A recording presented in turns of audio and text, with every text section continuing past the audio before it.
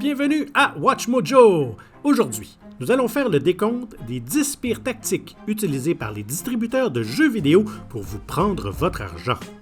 Pour cette liste, nous examinons les choses les plus louches que font les éditeurs ou les développeurs de jeux pour s'en mettre plein les poches. Faites-nous savoir dans les commentaires les tactiques qui devraient disparaître ou celles que vous jugez acceptables. Mais maintenant, je vous suggère de ranger votre carte de crédit, parce que ce n'est pas très beau à voir tout ça.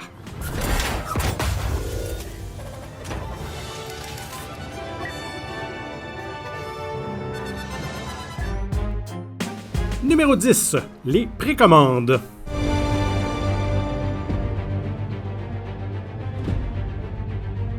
Les éditeurs affirment que les joueurs devraient commander à l'avance tous leurs titres afin de pouvoir les jouer sans attendre dès leur sortie. Pas de problème si le jeu en question finit par être acclamé par la critique, mais malheureusement, les joueurs sont souvent dupés par le marketing et passent des commandes pour ce qui s'avère être des jeux franchement décevants. Précommander, c'est jouer à la roulette russe. Oui, vous obtenez parfois quelques bonus, mais rien qui vaille les risques de tomber sur un jeu qui finalement n'offre pas toutes les features promises, ou un jeu carrément buggé et presque injouable, ou tout simplement mauvais. In Vault 76, our future begins. Numéro 9. Les passes de saison. This is your hideout. Buy the Battle Pass to recruit this team of agents. Si vous aimez vraiment un jeu, vous serez certainement tenté de dépenser votre argent pour du contenu post-lancement, qu'il s'agisse de cosmétiques supplémentaires ou de DLC entiers. Et pour vous faciliter la vie, l'achat d'une passe de saison vous donnera accès à tout cela.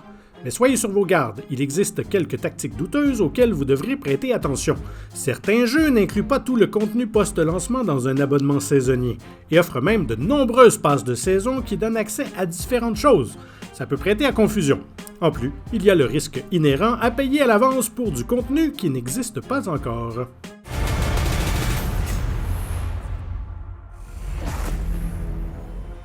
Numéro 8. Des devises confuses.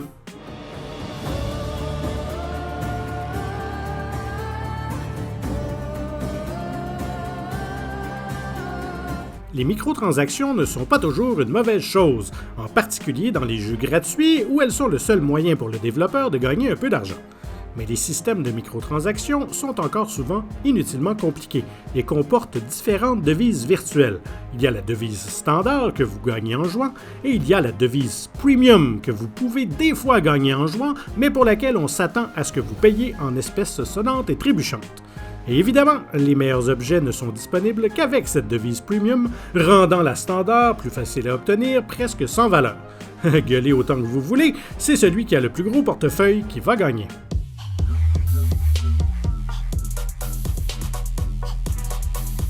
Numéro 7. Les publicités dans le jeu. EA, une entreprise qui n'est pas étrangère à la controverse et à la mauvaise presse, a fait encore une fois les gros titres en septembre 2020. Et qu'est-ce qu'ils avaient fait ce coup-là? Ils avaient mis de véritables publicités dans UFC 4, plus précisément des pop-up pendant les reprises d'action pour publiciser la saison 2 de The Boys sur Prime Video. Les joueurs ont naturellement protesté qu'après avoir payé 60 € pour un jeu, ils n'avaient pas à être soumis à des publicités, et ces dernières avaient été activées un mois après la sortie du jeu. Face à une réaction brutale, EA a été obligé de les retirer. Reste que c'est assez incroyable que la compagnie ait eu le culot d'essayer une telle tactique. EA Sports UFC 4 offers the most authentic, intuitive, and exciting gameplay experience in franchise history.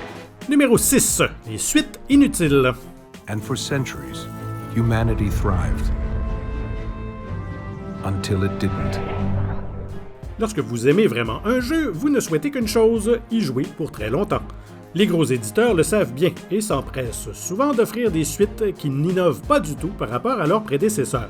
En fait, ces suites ne servent apparemment qu'à obtenir plus d'argent des joueurs. Un exemple, The Division 2. Cette suite a été tournée en ridicule comme étant inutile, n'ajoutant absolument rien à la série. Un autre plus ironique, Destiny 2. Bungie avait quitté Activision après le premier Destiny pour ne pas être obligé de faire des suites décevantes. Et évidemment, c'est exactement ce qu'ils ont fait.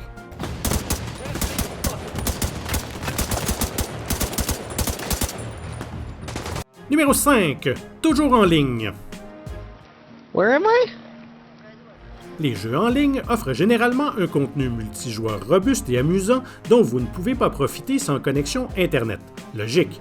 Malheureusement, de nombreux jeux qui ont des composants pour un seul joueur ont choisi la voie toujours en ligne.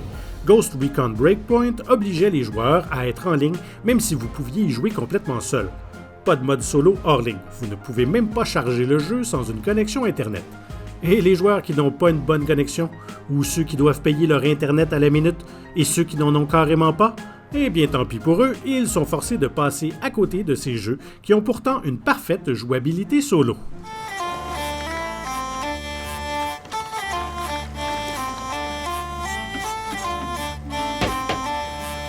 Numéro 4. Trop de grinding.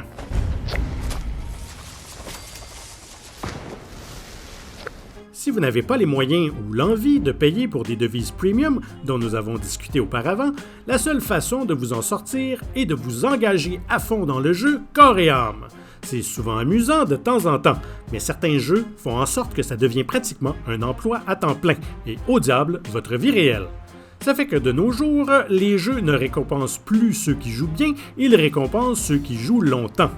Et si c'est un jeu pour lequel vous devez payer mensuellement, qui est le véritable gagnant selon vous?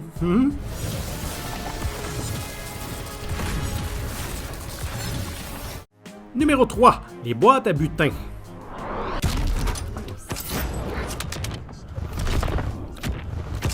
Une des plus grandes controverses récentes de l'industrie est l'ajout de boîtes de butin, en anglais loot box.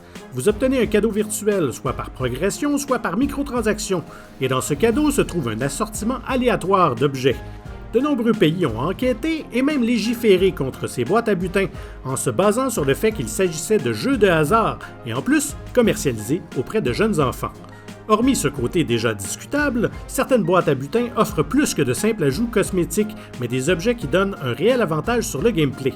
Une pratique totalement injuste pour ceux qui ne peuvent pas ou ne veulent pas payer davantage. Une nouvelle forme de payer pour gagner, finalement.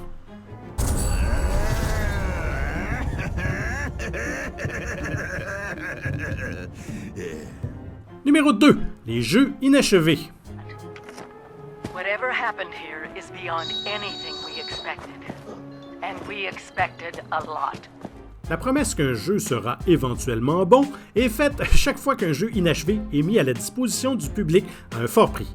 Des jeux comme Anthem, Fallout 76 et Sea of Thieves étaient vides ou même complètement brisés lors de leur sortie.